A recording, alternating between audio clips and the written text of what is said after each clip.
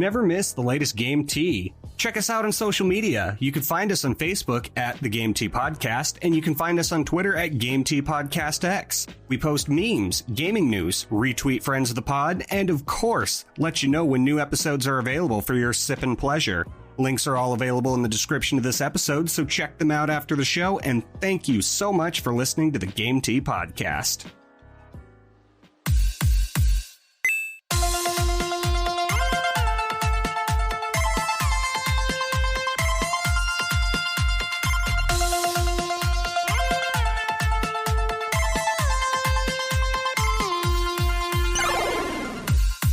Everybody, and welcome to another episode of the Game Tea Podcast. My name is JP. I'm Zach. And I'm Czar. Alright, Zach, the magical day has finally hit.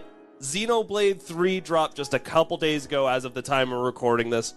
Anish, I want to give you just not a lot of time. 5 minutes is the intro. This is not our review. Yeah, we will do we will a review for Xenoblade eventually. Oh, honey, I can't do the review yet anyway. But initial thoughts, what are you thinking? Well, you know, I watched all the content they provided, and I'd like to say they didn't really spoil anything, you know, past like chapter 2 or 3. They just kind of got you going. So yeah, everything is a brand new world, and oh my god, I'm excited. I feel like that's one of the cool things about huge games like Xenoblade, like, because there's nothing worse than when you have a trailer that gives away something like huge. Oh yeah, and that's like really common in movies and TV shows and stuff. I don't want to see my game, like I don't want to see the end boss on my game trailer. Exactly. So it's like a game that's as big as Xenoblade. It's really nice because like even if they do give away some kind of crucial detail, like they're not going to give you, like there's still so many more surprises to look forward to. You know, so many things that are happening in the story. And oh my god, this story is dark. I love a dark story. It is depressing and fun and real and good, and I am just in love with the battle system, the music, just everything, guys. I am put a lot of time in. Yeah, you were just saying, like, it released 2 days ago, and how many hours have you put in so far? I'm at 22. I'm only not playing because you told me to. Because I'm here. We made him put the Switch down so he could record. Even then, it's like, I'm sick. Hey guys, look over there for like 10 minutes. I just need to and I'm just this like, cave. You know, the first 5 minutes I didn't get it, but the last 5, like, I get it. This is a really cool wall. Man, it's just captivating. Zach had a good point. All right, Czar, what are we talking about today? All right, today on the podcast, we are talking about... Wait, I can't talk more Xenoblade? That's all you get for now, you greedy asshole. We'll get to the review. You will eventually. get a review. Trust. It's always You haven't even beaten the game yet. You're not even close. 10 out of 10. Game of the year. Game of the year. I'm calling it. Elden Ring, you're pretty damn good. Pokemon Legends Arceus, you could stay at average, but Oh, I mean Arceus. I know we're getting off topic. Arceus, I don't know if we can call that game of the year. It's good. It's good. It was a good first attempt. I think that's like a cornerstone, a jumping off point for future amazing Pokemon titles. I was just memeing. I'm trying to get back to Xenoblade. I'm just memeing. I was just a goof. Well, okay, in that note, since Zach has been talking about what he's playing, maybe we should go around the room and talk about what we're playing too. And why is it not Xenoblade 3? And why it's not Xenoblade 3. I will not put the knife down. Zach, put the damn knife down. Okay, I'll tell you what. I picked up Stray. Hey! And, it's not big news because everybody's been fucking talking about the Stray, worldwide phenomenon. Isn't it free for you? Yeah, that was free, right? So, yeah, the game is usually $30. If you are one of the PlayStation owners who are currently given a go for the premium service, right? Yes, you get Stray for free. So, immediately... It's really nice when, like, I just got the service and I'm already seeing the benefits. Like, you love to see that, right? Oh, yeah, absolutely. And Stray, it just matches the service really well, but the game itself is just so fucking charming. Huh. It actually is. I don't remember if it was you, Czar, who said, like, you really want to see if they can get the physics right of a cat. Absolutely, yeah. In this game. Yeah, well, I even sent you guys that video because the host from the TV show My Cat from Hell, the only game he has ever played or will ever play is this game, and he was talking about that notion about how difficult it is to animate a cat in, like, movements, its ears, its feet, everything. Well, without giving too much away, I think they did a really good job for what it's worth. Like, first of all, there's a button that's literally dedicated to meowing, so you can just meow whenever you want. Yes, the biggest joke on the internet right now, the dedicated meow button. Yeah, oh, dude, I didn't even move for the first 8 minutes. I was just pressing the button. Just kept meowing. Ow. And then, funnily enough, when I was just having fun meowing, I got a trophy. It's like, you just meowed 100 times. Yeah. This is great. My dopamine is... And there's like, you're going through like this cyberpunk style city, right? But what's really funny is like, just when you almost forget that you're a cat, it drags you right back in by like, would you like to scratch up this carpet? And I'm like, fuck yeah. Do you want to knock over this like tower of books for no reason? Like, you bet your fucking ass I do. There's a game here? I'm not just supposed to knock shit down? It's a 6-hour story, which is getting people riled up, but I'm having so much fun just that's not... catting it up. Just catting it up. Yeah, that's not too long of a story. I don't know what I expected for a full-flushed story to be a cat. I was going to say, people really out here thinking Stray was going to have one of the best fucking stories ever made in video game history. Like a 20-hour deep, compelling story. No, this game has a fucking dedicated meow button. Yeah. It's clawsome. It's clawsome. It's clawsome. That's good. All right, finally, what are you playing, Czar? All right, I am also playing a game where you play as an animal, but a little bit different. I am playing Man-Eater, a game where you play as a shark. Yeah, that's right. How have you been enjoying it? Oh, I love it. It is surprisingly detailed and very compelling. So do you guys remember way back in the glory days of like Newgrounds and Ninja Kiwi and that such? Basically raised me. And Yeah. Zach, we were on Newgrounds all the time. Explains a lot, really, if you think about it. Well, I think that's pretty much where this game got its start, because I remember back in the day playing a game called Man-Eater where you would just side-scroll, jump out of the ocean, and eat humans. That's pretty rad. And then it evolved into a shark RPG. It's a shark PG. The Shark PG. Yeah, Not to be confused with the movie Man-Eater, which also is about a shark. Correct. Damn. Completely different IP. Even that got a video game movie. What is this? What's going on here? But yeah, and like you spend all your time eating whatever you can see, and you grow, and you can level up your abilities. You can get like new teeth, so like some of the teeth does poison damage or like shock damage, and you can just upgrade all of these abilities by eating more shit. That's pretty rad. Yeah, no, it's very detailed. Love it. I highly recommend. You're calling it a Shark PG? A shark PG. Huh? It was on Google. I just wanted to. You just wanted to take the win. I can't claim credit for that. I didn't coin that term. You're out here trying to start something. Damn. That's right. I really thought it was clever. It was planted. It was there, but like I was like, you know what? Let's give Google its due props. Maybe Some I guy wrote it on Google. You just live to take the wind out of sails, don't you, Zach? I literally gave rights. I literally blew for the. I gave it its sail. Thank you. Anyway, what's in the itinerary today? Since apparently we can't talk Xenoblade all day, JP. We'll get there. We will get there. We'll get there when we get there. You haven't even beaten the game. I don't need to. I just want to talk about it.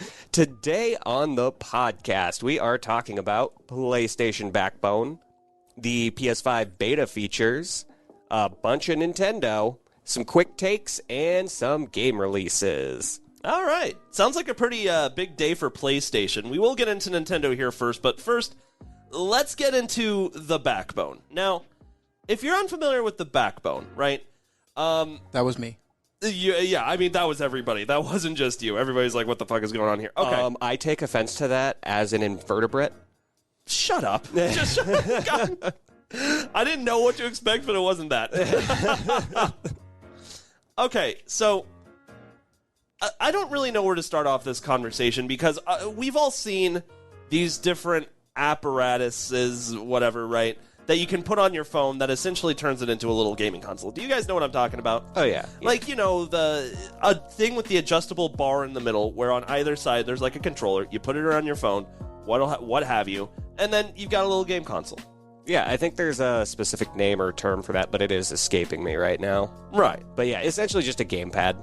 Well, one of the biggest names in that kind of product right now is Backbone, right? Now, I've been trying to do a little bit of research on, like, how we got here with Backbone, which that's exactly what it is. It's just like some kind of apparatus, put it on your phone, and boom, now you're playing games, right? The difference is what games you could actually play and where you were getting the games from. So, PlayStation finally announced that they now have their own Backbone controller compatible with PlayStation and PlayStation's Remote Play. Now, if you're like me, you were probably thinking, well, wait, wasn't that already a thing? Yeah. Yeah, exactly, right? It was for Xbox. It was for Xbox. That's where a lot of people are getting confused there. Okay. Couldn't it still work for PlayStation? It just, the buttons were Xbox buttons? Technically. Okay. It was like... it'd still sync with your PlayStation and everything? To be honest, I don't know that 100%, but what I do know is there's going to be some issues when it's like, hey, press triangle, and you're like, well, I have a bunch of letters and numbers. So this Triangle isn't a letter. It's the top one, guys. Yeah, we know that.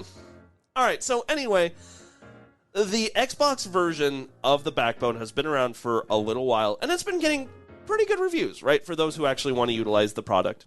But now we finally have a PlayStation-stylized Backbone, right? And, like, obviously, we'll post some pictures to our Twitter, but just from the picture, I think it looks pretty good. What do you guys think of the design? I like the design. I mean, I think it keeping the same color scheme and like the aesthetic as your console is great. They were definitely trying to kind of utilize the PlayStation 5 version of things, which, by the way, I think is super fucking sleek, right? Oh yeah. Because up to PS4, we had like, you know, square, triangle, circle, X, but they were colored, and like the controller was usually black. And then when it came to the PS5, they completely mixed it up with like a black and white version of the controller where there's not a whole lot of color to it, but it really kind of contributed to like the sleek feel of the PlayStation 5. So yeah, and that's the other thing is it feels like a PlayStation controller. Like with this Xbox, I'm going to call it a Backbone. Obviously, that's the name of PlayStation specific, but just for reference, that's so different, and Xbox has such a different feel compared to a PlayStation. And I think that's ultimately, like, you know, because we asked the question just now, well, couldn't you just use the Xbox Backbone? The truth is, yeah. Like, technically, probably. But now you're getting the feel, right? Like, not just aesthetically, but also, like, the feel of the PlayStation controller. And I think that's what people are really looking for here. And Sony even, like, tweeted this out. So, like, they work closely with Backbone, work closely with Sony to develop this. And so I'm hoping, like, I don't think it's out there. At least, you know, we're not big enough yet to play test these things ourselves. But oh, we'll get there. Don't you worry. I want this.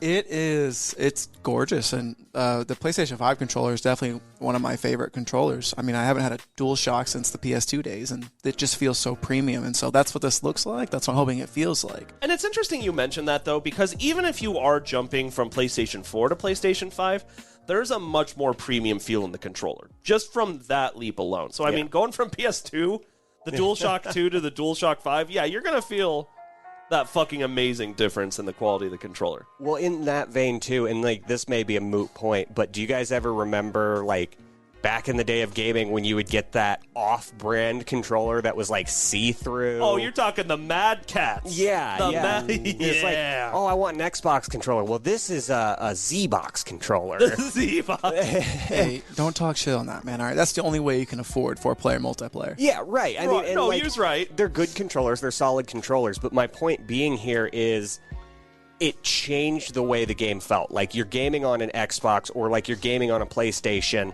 Everything down to what you're holding in your hand determines the immersion that you have. And, like, if you're using that Mad Catz controller on, like, a PlayStation, you're not feeling like you're getting the full PlayStation feel. And so PlayStation specifically making this mobile controller is amazing and just adds to the immersion. A little side tangent here, but this is absolutely true. When I was younger, I used to think it was a privilege to play the Mad Catz controller. Despite the fact that I'm the oldest, and clearly, if you're the oldest, you're the oldest brother. Yeah, I know. I'm player one. Like, I get first controller, but I used to think the Mad Catz controller was the fucking one you wanted, not the actual nice controller made by Nintendo. You go over to a friend's house and they're like, "Here, have the Mad Catz controller." And you're like, "Oh, you're letting me have the good controller?" That's what it was. And they're just like, "Dumbass." And what's funny is, like, your younger brothers don't fucking know. They just know, like, hey, if my older brother wants it, that means I'm probably getting fucked over, because that's how siblings work. Yeah, right. So he's like, my brother Alex is like, I don't want the nice, reliable Nintendo controller. I don't want name brand. I want the one with the cat. Oh, that's funny. Oh, that is hilarious. Okay, now there's a couple of stipulations to understand about the backbone. So the big question that everybody probably has about this controller is, number one, what's the price? The price is actually not terrible at $100. Yo, big disagree. How is that not terrible? Oh, okay, you've got a little bit of a disagreement here. PS5 DualShock is $69.99 brand new. That's a fair point. And this thing is, I mean, based on what I read, it didn't have all the features, which probably shouldn't. For a device like this, yeah. I mean, I guess the touchpad would actually be your iPhone, so I guess I feel kind of stupid saying that. But it doesn't have that. Your phone is the touchpad, which you already paid enormous amounts of money for. And the only thing that's different about this is they have a little like headset port, and then they have like a little charger to put your iPhone into. But then other than that, like, it's just a thing. And the normal backbone is $69.99, which is the price of a controller. Right. And so I'm sitting here like, they're charging an extra $30. They put the iPhone and the Sony tax on this thing, man. You know what? Actually, you're making some damn good points. And in that vein, I think it's notable that this is only for the iPhone. Only for the iPhone. Yeah. As of now. And I really tried to do my research on that because I was like, they can't just be for iPhone. Well, that's actually what's interesting is, like, a product like this, like, and I don't even have research to back this up, but I always felt like it would appeal more to an Android user. Oh, absolutely. A device like this. Well, that's what's confusing me is because, like, Xbox with their mobile controller gimmick, they heavily emphasized Android for use on this. They know their audience. Well, and I mean, like, Android is basically to PC, and Microsoft is PC, so maybe this is just a little difference there. Yeah, I mean, the PS5 is just for bougie assholes, the same people who have iPhones. I know. And by the way, I say that full well as an iPhone owner. I love iPhone. Android for life. Android and Xbox. So, Zach, you honestly brought up a lot of good points about, well, the price point. But there's a lot more to this story that I want to talk about with exactly what's going on here. So the next question that people have is, okay, great. You've got this controller. How exactly am I going to play my PlayStation games on my phone with the backbone? Well, there's two pieces to that. Number one, there's going to be a customized backbone app that is going to go along with whatever device you end up installing this with, right? But as far as actually playing the games, this is where you need to look at PlayStation's service called Remote Play. Now, Remote Play is essentially a service that PlayStation has where if you are somewhere with a decent internet connection and your PlayStation, no matter where it is connected to your Wi-Fi, then you can, quote-unquote, remote play, where you play the games on your PlayStation library and it streams to your phone, right? And then you can play your PlayStation games. Okay, pause. Yes. So I don't have to be at my house to play this? No. They need to advertise this more. So okay, well, sorry. That's how. No, you're absolutely right. Though that is half the problem here. Is I feel like not enough people really know about what's going on here. PlayStation has like a really solid product here, and we're hearing about it mostly from like tweets. And they could be advertising this better. But anyway, I want to talk a little bit more about the remote app, right? Because you might be hearing, streaming. And we've had so much experience talking about products like Stadia and, Luna from Alexa to the point where we're all skeptical about any time there's... I have a little twitch in my, shoulder. Yeah, I was going to say, right? I said Stadia and you probably had Vietnam flashbacks. Oof. A little bit of twitching going on, right? Google, all the money, none of the passion. Anyway, keep going, baby. Thank you, Zach. So anyway, the next piece of this puzzle is, okay, is Remote Play the service that actually you need to use to stream these games? Is it good? So from the research that I've gathered, to be completely honest, it seems to be a pretty mixed bag of reviews. But for the most part, the bigger tech companies that have really given this like a fair go have said that for the most part, the service is pretty damn good. So is this essentially like cloud gaming then? That's where it gets confusing because kinda. Because the PS5 is like your own little cloud device. It's going into the Wi-Fi, Right. and then it's projecting specifically to your phone, which you would then have to be on Wi-Fi as well, right? That's why, yes, and that's why it's Or confusing. a really good 5G mobile connection that yes. most of us don't have access to. Because when you think of most cloud streaming for video games, like say you want to play Control on your Nintendo Switch, that's currently a streaming game. You don't stream it from a device that you own, right? Like there's a Nintendo server that has Control, and you're streaming from that server to your device. Yeah. The difference here is you own the PlayStation that you're streaming from, right? So that is the streaming device. So it's not technically cloud streaming. Okay. But it's a similar process where like it's going to require a lot of horsepower, a good connection, Good internet. Yes, to really get this to work well. For the most part, the bigger tech companies that have really reviewed this have been saying that it works fantastic. But obviously, the big tech companies don't tell the whole stories. Yeah, they have a little bit of a bias going on. Precisely. So in all fairness, I was looking at some user reviews from different websites too. And even then, I think a lot of people, if not most, are having good experiences with the service. You're going to get the 1-star reviews, from the country yokels who live in the middle of nowhere and have no internet going, well, this doesn't work. Zach, you're making faces. I mean, if you don't live in a city, you're probably going to have a shitty time. Well, that sounds like their problem. Absolutely true. I mean, I like, grew even- up 5 miles outside of any town, and the internet was just shit. I can't imagine. Dog shit. Even Omaha, I feel like we probably wouldn't have a good time playing this, even on 5G. And that's why it's so hard to say, though, right? It's because, like, everybody's experience is going to differ. Absolutely. But that being said, like, we're in a time of age where you can control how good your internet is by obviously paying for the better services. But Yeah. And if you know what you're doing, you can configure your routers to be more open or closed and Yeah. whatnot. But that's precisely what's strange about this is despite the fact that you might have great fucking internet in your home, right? The best internet, hell, you could have a LAN connected to your PlayStation. You could have that thing streaming like really damn good.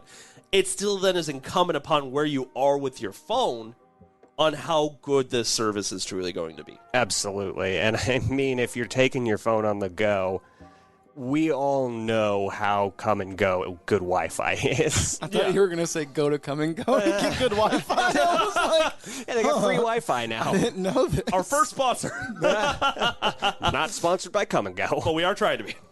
Actually, I don't think we are. Are we thirsty enough? I'm always thirsty. I could use a big gulp. The big gulp. Hey, don't knock it. Okay, so that's where we are with the backbone right now. Questions, comments, concerns, anything y'all want to add to this conversation before we move on? It's a nice, beautiful, overpriced product that you're going to enjoy if you have the extra, money to throw out there and you have good internet. That's Which a is- lot of caveats. And I was going to say, maybe that's why PlayStation doesn't advertise it as much, because there are a lot of caveats to the system. And when it works, it works. I mean, and to be 100% fair, it's not like Xbox was putting a lot of money in their advertising for their backbone either. It's No, and that's absolutely fair. and it's because like when it comes to the portable game market, like who are they kidding? Switch has that on lockdown. Oh, yeah. And I mean, I don't know how many console games I would, be sitting in an airport for most recent sake and pull out my phone, pull out this little controller gimmick and be like, I'm going to play Last of Us or some shit. Oh, although that does sound awesome. Well, yeah, but I'd want to immerse myself. If I'm playing a roguelike or something like that, then that's something I'm going to play mobile and on the go. Right. But I'm going to bring my Switch for that. Yeah. And that's the other big thing is the kind of game you want to play is going to affect the performance as well, right? It's like if I'm playing a game like, Call of Duty where that FPS is so important, that's not going to perform nearly as well as if I'm playing something like, I don't know, Stray, even, where it's just like you're really taking your time. The frame rate's not super important. You're just enjoying being a cat. Well, and not only that, but I think this service would do a hell of a lot better if there was some kind of way to get your phone to connect with a TV so that you could stream this mobile game onto a TV. So, like, if you're sitting in your hotel room at the end of the night, obviously you don't want to lug your entire console or PC system with you. Yeah. Then you could just pop out your phone, put it into the little backbone, and then stream it to the TV. But I don't know if there's any capability with that. I was going to say, that's an interesting thought that I don't know. But, like, other than that, I don't see any use for me personally to use After all this fucking trouble you're willing to go through, just bring your PlayStation with you. Like, god damn.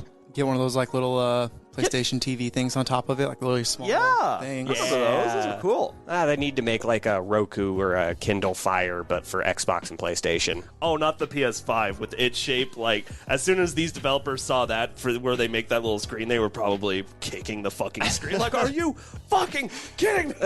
Why is it so round? But yeah, that's all I got. All right. So the PlayStation news does not stop just yet, because next we have a section that I called Weird Flex But Okay. So coming to us from the PlayStation blog that just came out on July 28th, we've got a little announcement here. PS5 beta introduces 44p support, game lists, and more. Ooh. So, you know, on the surface, that sounds really good, but let's get into some of what they're talking about. Coming straight from the blog, since PS5 launched, we've been listening to your feedback and working every day to bring you more community-requested features. Today, we are rolling out a new PS5 system software beta that includes 1440 support, game lists, and additional updates to enhance your gaming experiences and make connecting with your friends easier on PS5. All right, now just from that sentence, it sounds like a lot of good fluff that when you kind of dissect it a little bit kind of has like various meanings. But I want to ask one question to start this off. Connecting with friends easier on PS5. Where the fuck is that Discord support we were promised? Yeah, didn't PlayStation put a big stake into Discord recently? Why are they still using their own chat Not service? only that, but Xbox is now in on that too. Yeah, now Xbox has a share of the Discord, and they're advertising the shit out of it. Yeah, exactly. So I'm like, you want to make it easier to connect with friends, why don't you finally integrate that Discord use you promised us? Absolutely. For fucking starters. Yeah, where is that? All right, but we'll get there when we get there. So Zach is just... I'm sorry, Zach, am I offending you? No. You're like, oh no, I'm here for the chaos. Zach wants to talk Nintendo. We'll get to Nintendo, don't worry. This is about me. Yo! All right, so let's start with the new gameplay and personalization options that they're advertising. Now, 1440p is basically like the big reason that they made this blog in the first place. And they were just kind of like, I get the feeling that they were like, that's a cool announcement, but not enough on its own to justify an entire like blog or tweet or something other. So we'll also put in a lot of other mundane things that we're working about. That's just fluff. And that's what I mean by weird flex, but okay. And even the 4040p support kind of fits into that category. What do I mean by that? Well, 1440p. They're advertising that this is something that's new to PlayStation, but it comes with a lot of fucking caveats. So first of all, you need an HDMI cable that supports 1440p. Second of all, you need a game that supports 1440p. Third of all, you need a PC or monitor or TV or whatever that supports 1440p. So it's like, okay, how many games is this actually going to realistically work on? Like standard, local 1440p. You know, like they don't give a list or anything, but that's my initial question is it's just like... Why wouldn't they give a list? That's what I want to know. It's like, okay, so what games will this actually be applicable for then? Like, where will this make a difference? That's what they don't really, like, say here. And, I mean, to be fair, I'm being extremely pessimistic because the truth is, like, what this really means is probably more games that are coming out in the future are going to be optimized for 1440p. But still, that is going to, like, necessitate more hardware that you need to acquire to make this work properly. And it's just like, weird flex, but okay. And yeah, I feel like on the service start, they should let you know what is available. Mm-hmm. And not having consumers guess, because that's not helpful. Mm-hmm. All right. So next up, game lists. Now, PlayStation 4 had this really cool feature where in the game library, you could create like game lists and organize your games a little bit better. And then when it came to PS5, they had like a similar feature, but it wasn't done nearly as well. And now they're coming back with that same feature. So they're taking a step backwards. They took a step back, and now they're taking a step forward to the position they were already in. Oh. So, again, weird flex, but okay. Right? Although, to be completely honest, I'm very, very happy that they're making this edition because I've been thinking for a long time, oh my god, I wish I had a way to organize these games. For example, one folder that says games I've played, one folder that says 60 games that I will never play, but it's nice to have. Yeah, that's not even a feature Xbox has, sorting your game list, which seems very obvious looking back. The other thing PlayStation does is you can make folders on the home screen where you can kind of put games together, which I like because then I'm able to organize like, okay, horror games or like Kingdom Hearts games or shit like that. I actually really enjoyed that feature. And so now, like, again, with the game library of your PlayStation, they're bringing it back. And I'm excited. But again, it's like... Weird flex, but okay. Okay, I'm not going to lie. This one I'm actually a little excited about. Compare 3D audio and stereo audio. So to quote them, you can now listen and compare the difference between 3D and stereo audio on the same screen and then choose your preferred setting.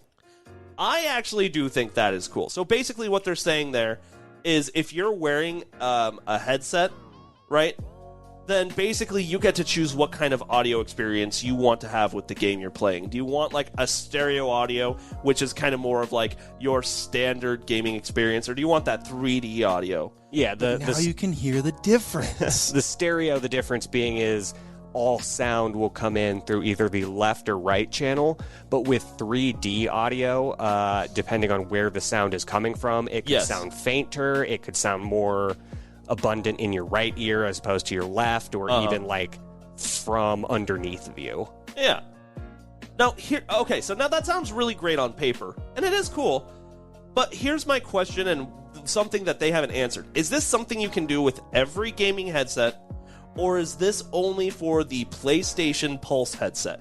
You know, that $100 PlayStation accessory. They haven't specified, but what's really odd is if you actually look at the figure in like the little picture where you get to compare, they're wearing a Pulse headset, which makes me think maybe this is a feature only available through the Pulse headset. Yeah, that's difficult to infer from, because on the one hand, it could just be that they don't want to advertise any other headset aside from a PlayStation headset. That's true. Or it could be a little more nefarious in that it's very limiting depending on what kind of hardware you have. Right. I am going to give them the benefit of the doubt and say that this is going to be pretty universal, at least for more modern headsets, because that's really limiting if it's just for the Pulse. I 100% hope you're right, especially since I don't have the Pulse headset, but I do have like their super nice headset that they made on the PS4.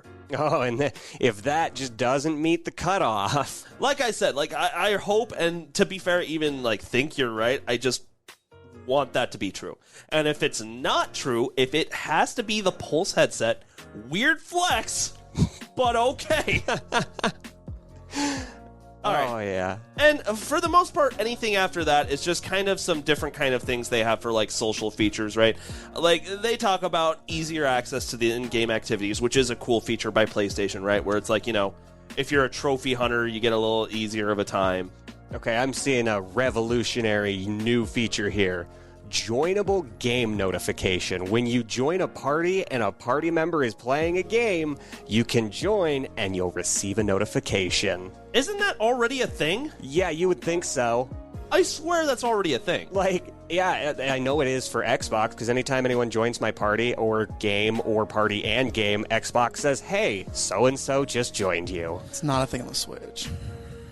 Okay, we're not talking about this. Like, buddy, I'm sorry, but like Switch has the games, Switch has the nostalgia. They don't have this. They don't have the cool online features. They're working on it. I don't even know if that's true to be honest. Hey, you can now view your friend list from your profile on your Switch. Oh, that is so nice. Yeah, I think you could already do that. Oh, I don't know. I got a notification the other day. You know what else could do that? The PlayStation 3. Well, apparently PlayStation is now just getting with notifications. So. Yeah, you know what? That is fair. I guess they're... And that's kind of the rest of what's going on in this blog. It's like they have these few cool things that at the same time you're like, okay. But the rest of it is just like here's one.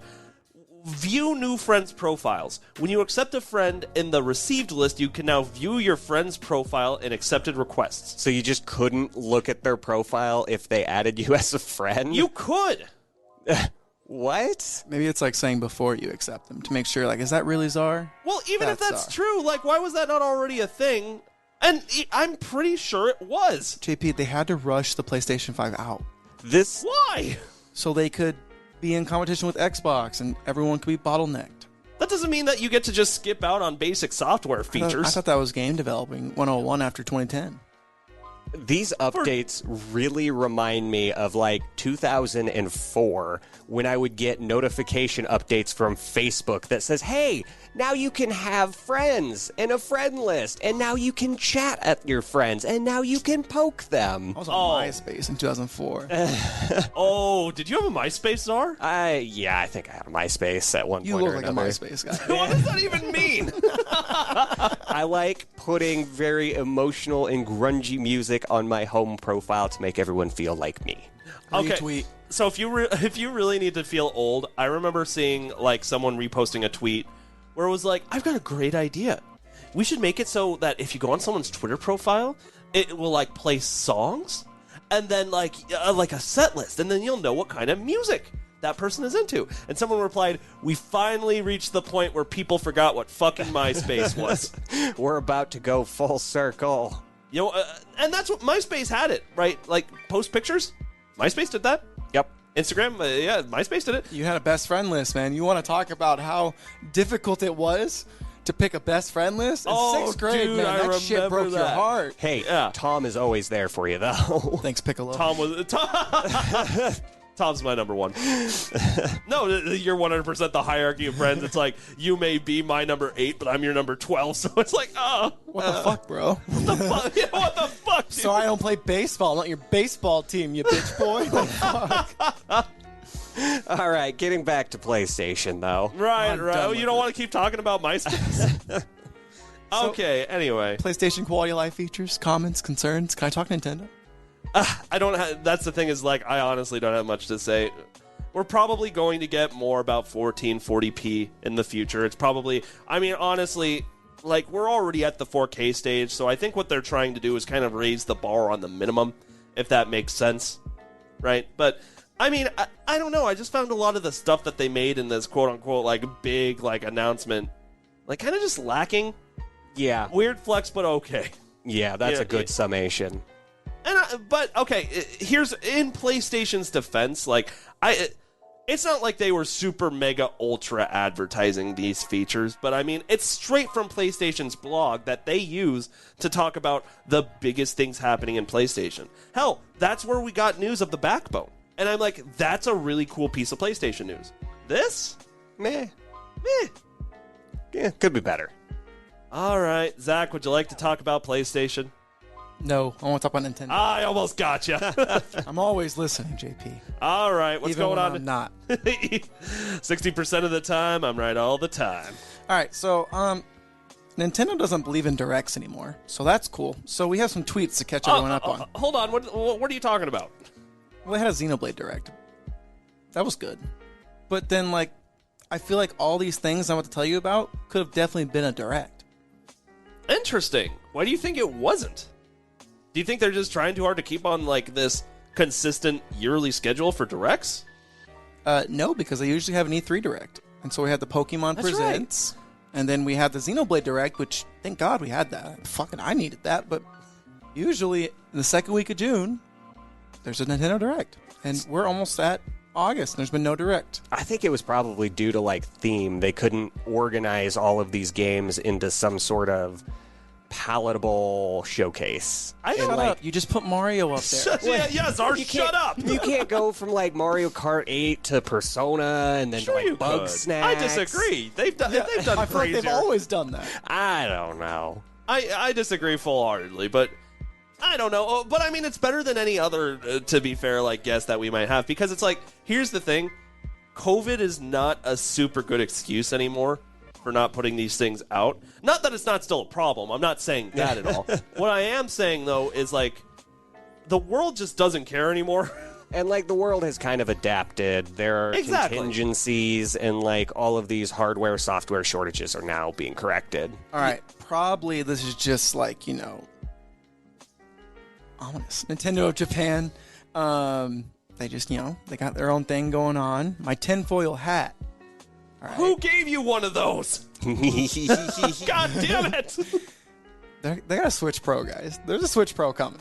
Oh right? my god. And if this doesn't come out by March of next year, along with Breath of the Wild 2, I will buy JP and Czar a nice dinner. Ooh, how nice. Taco Bell? We're going to Long John Silver's. Long John Silver's! Not sponsored by Long John Silver's. I don't know where they are anymore. I mean, $20 each, all right? I'm not trying to buy you guys lobster buffets here, all right? Fun fact, I used to spend the night at Zach's place all the time, and that's one of the restaurants his parents would bring us to on Catholic church Sunday mornings. It's Long John Silver's. Hey, they got good hush puppies. I can't just eat hush. Okay, yes, I could, but I don't want to just eat hush puppies. I could eat fried bread all day. But if I'm right, I'll think of something. You guys are going to really happy. Yeah, you guys are going to buy it for me. Yeah. You both have jobs. the Switch? Now. The Switch Pro. God damn. That doesn't seem like a very fair trade. If I'm probably wrong. There's statistics. If I'm right, I get a chicken plank. Okay, fine. $30 each. All right. Oh boy, we're going to Applebee's now. Then we got Applebee's money. All right. Anyway. All right. So Nintendo be tweeting things. First up, Mario Kart 8 Deluxe Wave 2. Yes. I thought this was really good. I am not. First off, this is included in the Nintendo expansion pass that my whole family, that's you guys, is a part of. Hey, damn right. So we don't pay full price for that thing, but that's nice. And if you didn't pay full price, you could pay $25. And I still think this is a good value because you're getting a new track and then you're getting a bunch of tracks that have been updated. This is one of the things I'm super happy with what Nintendo's doing right now. It's like, by the end of these waves, there's going to be 48 new tracks to Mario Kart 8. It's an entire new game. Yeah, at that fucking point, like, I'm extremely... Like, Mario Kart is one of the franchises where they just don't miss. Yeah. Like, they're doing good stuff right now. And it keeps selling. It's like the GTA 5 of Nintendo. Yeah. Only they don't have to port it to every single piece of hardware. Fair. It's coming to PC soon. Just wait. Over Nintendo's dead body. Fact. All right, so the first new track is Sky High Sunday, which, I mean, it looks delicious. I mean, It looks delicious. it's new, so I think that'll be cool. It'll be fun. Then I wasn't excited about this because I hate desert-themed stuff, but Czar was super excited. They're bringing back Calamari Desert. Hell yeah. Is that yours? You're excited for Calamari? Loved that map on the N64. I want to chase the train through the tunnels again. And so my favorite thing was they spent like a minute, like it's like a 4-minute trailer. They spent like, not a minute on Sky High Sunday, like 40 seconds on Sky High Sunday. They spent like 30 seconds on Calamari Desert. They spent 10 seconds on this next track. Maybe less than 10 seconds, but everyone's favorite from the SNES is coming back, Mario Circuit 3. It's super funny because I did notice that. I'm like, why? What is there to show, though? It was on the SNES. Yeah. So they're like, this is just the quota. You see the colored rainbow bricks? Yeah, that's what we got. That's the map. And then one of my favorites, because I love the Wii, aside from the actual Wii game, because of how often you get blue shelled, was the Mushroom Gorge level where you would hop on the mushrooms. Oh, yeah, that was fun. Yep, that's a classic. Freaking love that one. So that one's coming back. And then the Mario Tour one, which is the mobile game, if you guys didn't know, most people don't. They're bringing out Sydney Sprint. So if you ever want to be a Mario Kart driver in Sydney, Australia, now you can. It never occurred to me, but that I guess. And your Mercedes-Benz. Does anyone else find it weird that the Mushroom Kingdom can traverse into actual places? After New Donk City. You are asking way too many fucking questions right now, Czar. They got New Donk City. Why can they go to Sydney? Where's New York? New York's later. Getting there. New York, I think, was technically the town Mario was in Odyssey. They didn't say New York. No, it was New Donk City. That's totally different. Oh, I was in New Donk City. Pauline's the mayor, dude. Did you not see that? Spoilers for Odyssey, by the way. Spoilers. All right. And then everyone's favorite. Okay, you know what? Since JP already ruined it, we do get to go to New York. There's one from Mario Kart Tour called New York Minute, and no relation to New Donk City. And then everyone's favorite, at least mine, the Nintendo DS Waluigi Pinball's back. Okay, I'm excited for that. I think that's gonna be it. Literally one of the most fun. Like, it's just like, if you like get like seizures, you probably shouldn't play this one because there's just flashing lights fucking everywhere, and everything's bouncing. There's balls. It doesn't make any sense, but it's a good time. So, what's funny is, like, first of all, I am excited about these courses that they've been adding. Before we get into JP's general thoughts, hold that. I love you. Okay. There's the GBA Snowland. All right, now that I've mentioned all of them, JP, this releases August 4th. What thoughts do you have on this? Okay, so there's a couple of observations I've made just from the 2 waves that they've done so far. Number 1, I've noticed that they haven't done anything from Double Dash yet. Mm-hmm. Do you think it's just... Why do you think that is? Well, there's a lot of Double Dash maps already in Mario Kart 8. Like, they got Baby Park. They got... it was a desert level with sinking sand kind of towards the finish line. True. And, like, Double Dash... I wouldn't say that they had too few maps, but, I mean, it was not a huge library of maps. No, but I felt like it was some of the most iconic. Don't they have... doesn't Mario Kart 8 also have all of the Rainbow Roads already? No. Not all of them, just a lot of them. Okay. And I think they picked up the best, although they don't have double dashes, which I think is one of the coolest. Pretty much all their D levels are fucking fire. Daisy's Cruiser. Yeah. Drive on a boat. That's Yes. not in there, right? No. There's so many. Like, guys, I played a lot of Mario Kart. There's so many freaking stages. Dino Jungle? Dino Jungle was the next one. Like, that should be in there. DK Mountain. DK Mountain. That's the final Wait, one, yeah. isn't DK Mountain already in the game, though? I thought so, too. It's not. Yeah. Because we did this last time, and I was like, wait a second. Oh, yeah, that's why this sounds you familiar. See what I'm do you see what I'm saying? The more you think about it, the more you're like, why the fuck? I mean, to be fair, the other thought I've had is, okay, they're only wave 2 into a 6-wave process. They're probably waiting for the big bangers for the end of this. Yeah, I'm really excited to see what we get, what kind of courses we get for, like, wave 6, 7, and 8. I think it's just 6 waves. Is it 6? Yeah, I thought it because was 8 waves. yeah, so we've got 6 waves. And look, I know you can't do math, but try and keep up. I can't read, I can't math. What good am I? So the plan is 6 waves coming out from now until the end of 2023. Each of those waves will introduce 8 new tracks. Oh, that's where I was getting the 8 from. So, yeah. I mean, it is what it is. Like I said, I think I'd love to see some more, because Double Dash is my favorite Mario Kart of all time. The other thing I've noticed, or not even really noticed, but the other thing I think is interesting is the amount of maps they've put in from Mario Kart Tour. Yeah. A little bit of promotion there. I guess they're trying to, get that going. That's what I don't know, because it's been around for a while. It's not to say that I don't think there weren't cool things about Mario Kart Tour. It's just so interesting to me that, like, there's some Mario Kart games we haven't seen anything yet, and yet we've got I think 2 or 3 so far from Mario Kart Tour. I'm just saying, I think that's interesting. Haven't seen anything from Home Circuit. Freaking finally. True.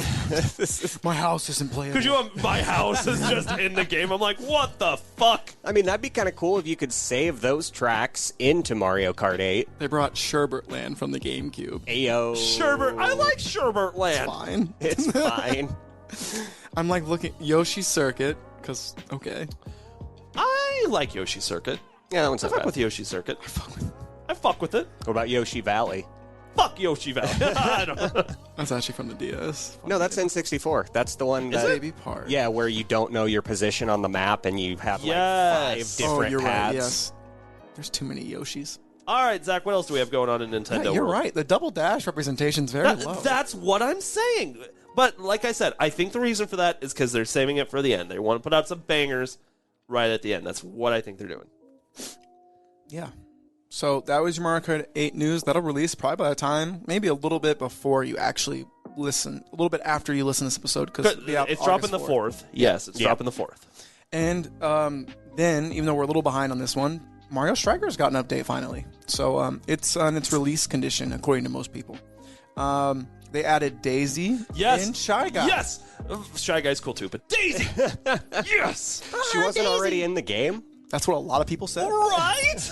Like, I could see Shy Guy being added because Shy Guy was also added later to, like, Mario Golf, but Daisy was playable from the beginning in Mario Golf. True. And, like, she is a core character. She's more known than Waluigi. Well, I'd argue that that's not true. He's the sidekick's love interest. I don't know what to tell you. She's the counterpart to Peach. Look, I'm not saying that you're making bad points. I'm just saying. Nintendo, what you doing?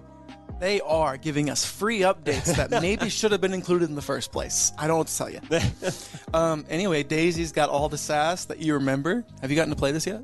Strikers? Oh, yeah. I've played it multiple times. But have you gotten to play as Daisy? Nope. Oh, my God. But as soon as I'm back on that field, you use a field for soccer, right? I don't do sports. I think so. Is it a court? No, that sounds wrong. That sounds wrong. Is it a field? Yeah, but as soon as I get my next opportunity, Daisy's going to be my gal. I always pick Daisy. And then my personal favorite from this is Shy Guy. Because they just describe him as, he's very average, which means he's very customizable. And I'm like, that sounds like me. I'm very average and customizable. Yeah. And then they're just like, and I love the animations in this game because, like, when Shy Guy gets a goal scored on him, I'm like, oh my God. God damn, Shy Guy. He looks so depressed. And I'm like, do you want me to call somebody? Oh, shit. Like, you need us to call someone? I relate with Shy Guy. It's bad. It's bad. God damn, are you okay? I don't know. I'm glad I don't play soccer. If the Mario character you relate to the most is Shy Guy, I've got some. I'm worried. Brother, do you need help? I'd say I'm more of a Monty Mole kind of guy. Charging Chuck. Charging Chuck. I forgot about Charging Chuck. Sorry, your dry bones, you know it, you edgy fuck. Yeah. I was drinking water when you said that. Dry bones. That's 100% true. Oh, yeah. With a bad pack and everything. Hold on, let me pick myself back up. And also a good gust of wind and you just reduce to bones on the sidewalk. You just fall apart. I'm the best goalie ever. All right. Let me know which Mario Striker character you guys are. Daisy. And then everyone's favorite addition is the new armor set called Knight. Focuses on shooting and power. Oh, I like that. I like that a lot, actually. I knew you would, baby. I knew you would. Oh. So, and then a new stage called Desert Ruin. So, what is it? Okay, Zach, I didn't speak up earlier, but I 100% agree with you. I hate desert-themed shit. I think it slows you down. I think that's like, it's like with water. Like you don't fucking want to be or ice. It's like you just make me sad. I don't mind water levels as much as I mind desert levels. Did you ever play Sonic games? No. That's why. What do you learn? Just you hear that song. Yeah, I literally heart palpitations, man. I was like 8, like Dad, I don't feel good. Why are my palms sweating? Mom spaghetti. All right. So that's Mario Strikers update. Do you guys have any comments, questions, concerns? Keep launching that free content. Yeah, just keep giving more to this game. Like, I appreciate what they're doing. I do.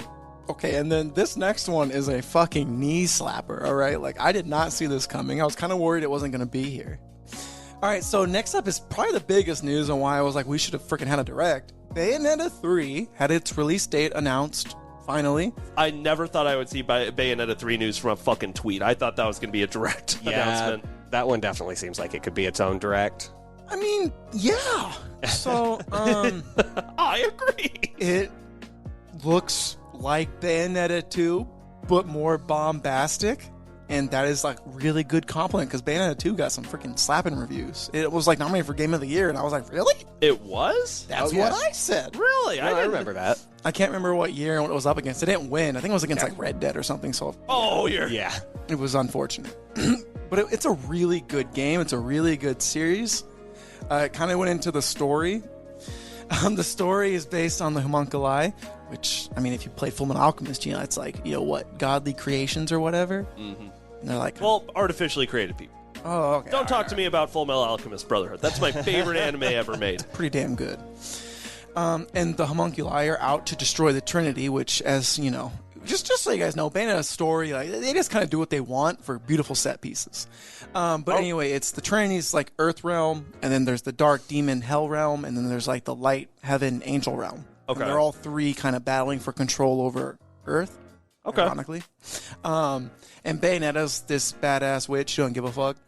And like for instance, I did write that my next bullet point gives very little fucks about continuity. Like I'm pretty sure there's going to be like time travel and space and like multiverse gimmicks in this. It's almost as if people who play Bayonetta aren't at all playing it for the story, and instead just want to see a beautiful Amazonian dominant woman beat the shit out of people, shooting the shit out of demons and angels. Yeah, it's almost like that. She's like the reverse Arnold Schwarzenegger, you know. She's like the badass female protagonist. You gotta have her. She's like a better Lara Croft. There, I said it. Interesting take. We'll talk about that.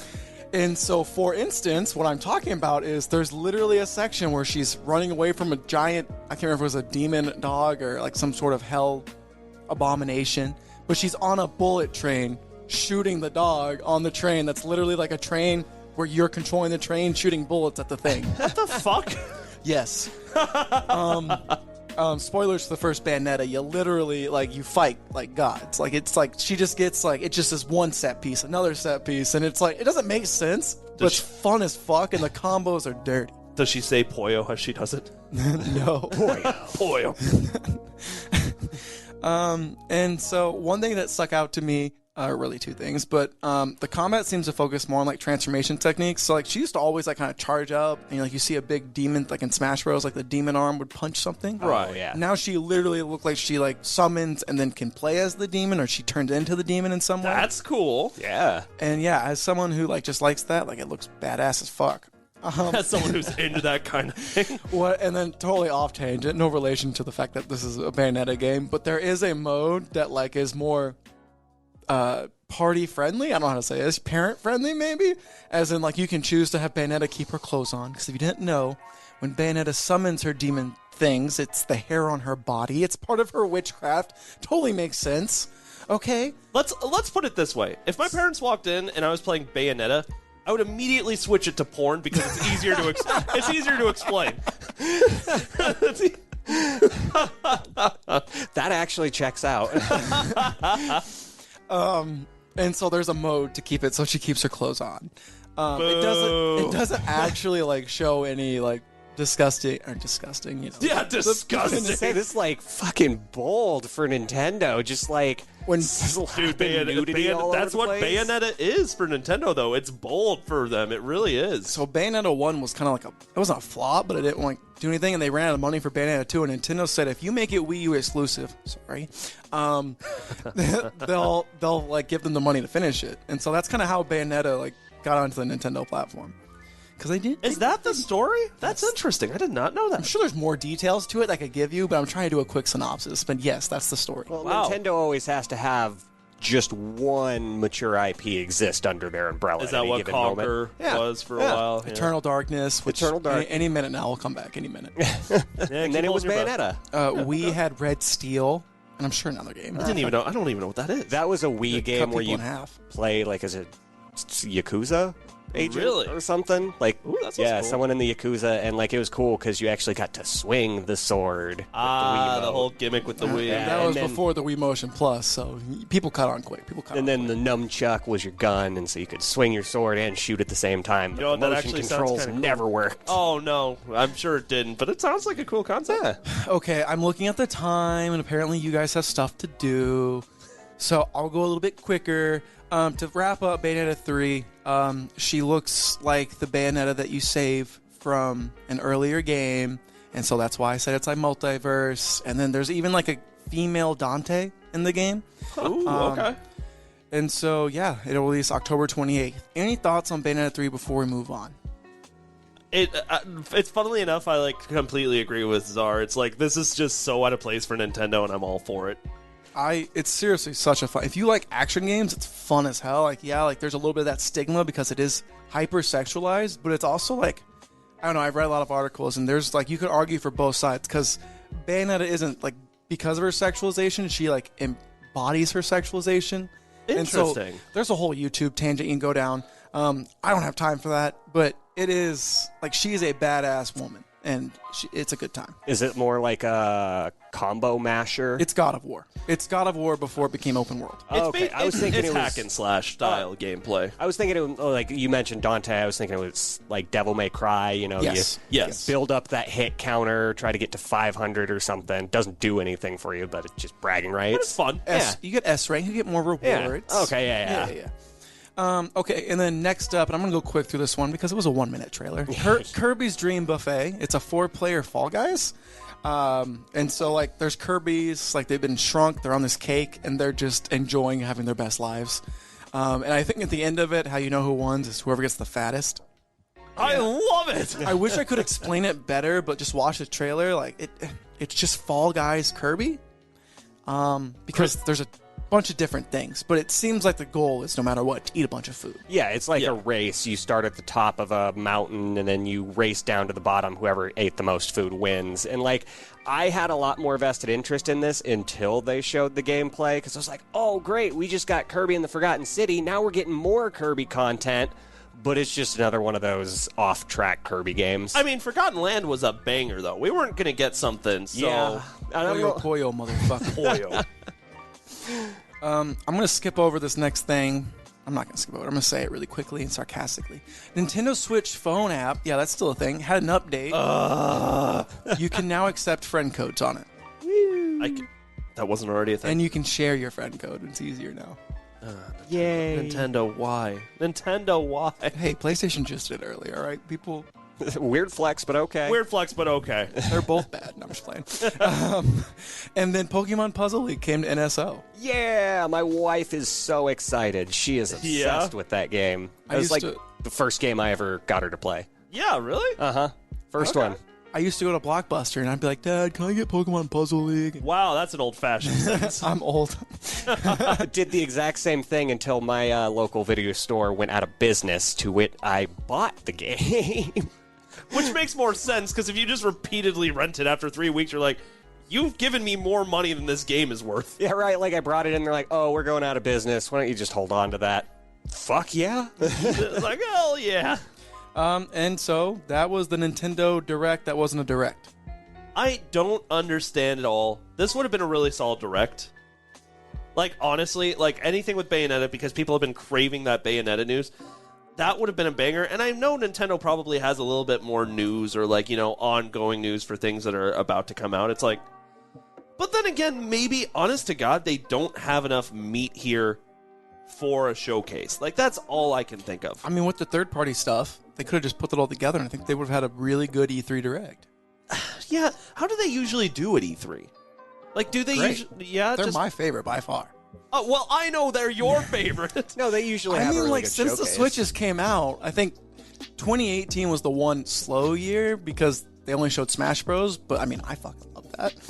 And like, maybe they didn't do a Direct for all of these pieces of news because they didn't think that any one piece of news was big enough to have a Direct. Like, they haven't talked about Pokemon S or V lately, Scarlet or Violet, I think is what they're called. Yeah. They haven't talked about any, like, new, immediate hitting big titles. Maybe they just really wanted to focus on Xenoblade. And I hope that's it. I doubt it. I think it's more like... I mean, we do have to wanted to show Breath of the Wild 2 stuff. Yeah. And so they're waiting on that. That could be possible, too, because Xenoblade just released. They don't want to take hype away from that game by showing games that are coming out soon. I don't know. Splatoon 3 comes out at the end of August. That's literally a month from when we're recording Americans don't care about Splatoon. But they're going to have a does. Direct for it. That's true, because it's huge in Japan. Well, it's just huge for Nintendo overall. Like, it's Nintendo's esport, essentially. Don't go in my search history. I mean, Splatoon 2 by June 2020 has sold over 10 million copies.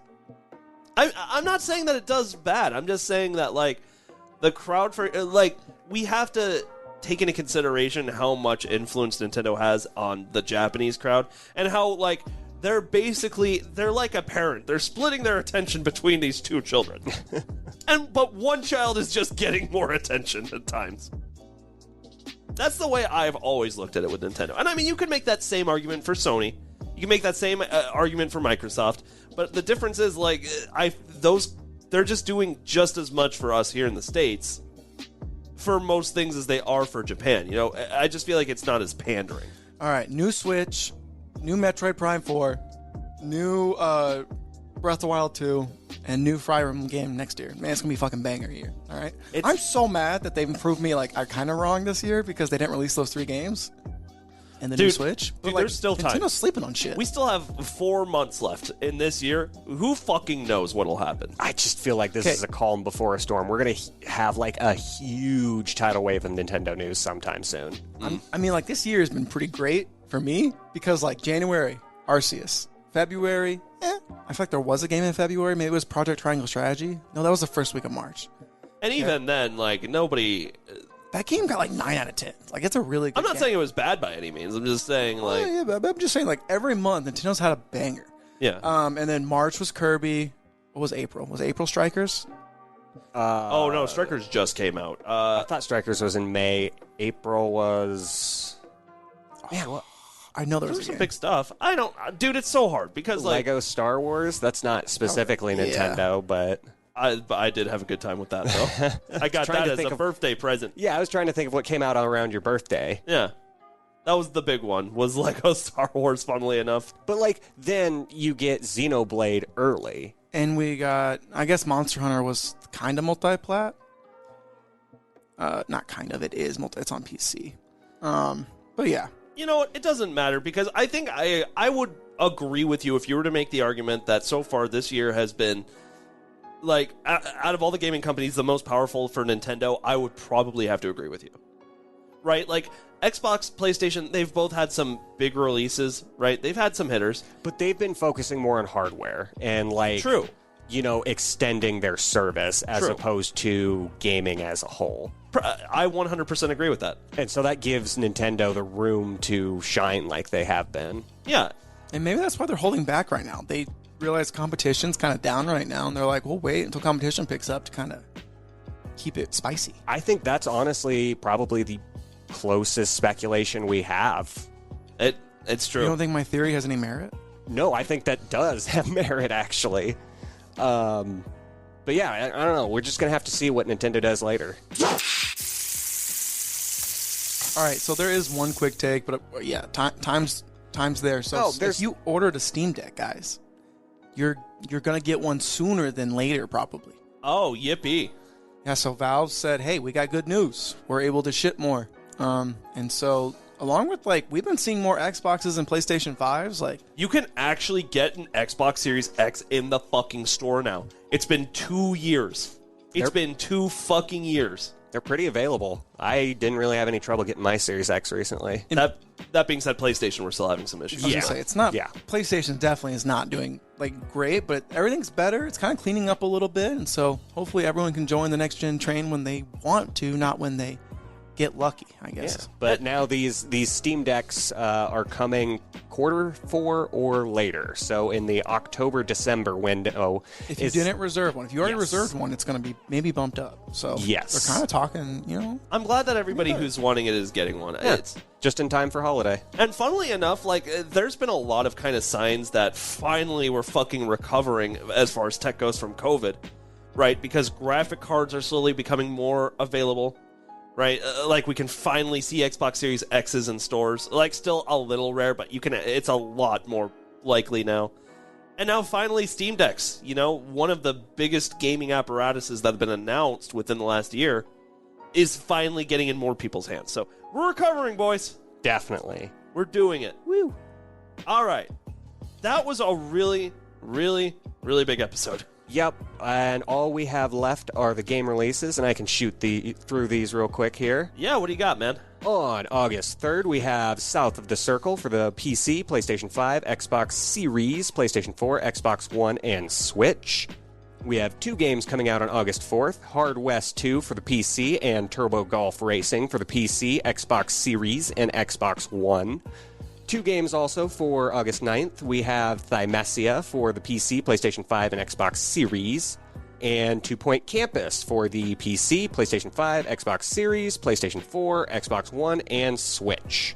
And finally, our last game on August 10th is Lost in Play for the PC and Switch. Okay, am I the only fucking person that is excited for 2 Point Campus?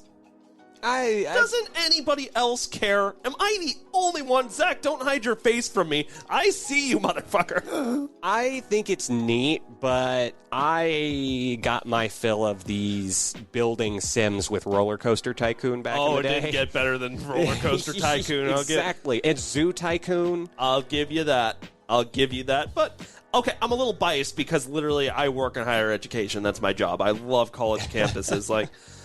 to be fair, but I'm excited for this game. Like, I think it's going to be a lot of fun to build my own campus. Right? I don't know. Maybe it's fuck you guys. You know what? Fuck you both. Weird flex, but okay. Episode name. Yeah, that is the episode name.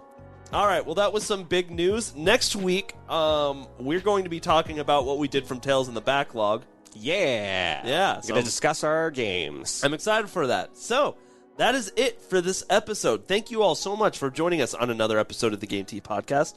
We'll see you in the next episode. You just got your Game Tea. Bye. A Huda Media Production.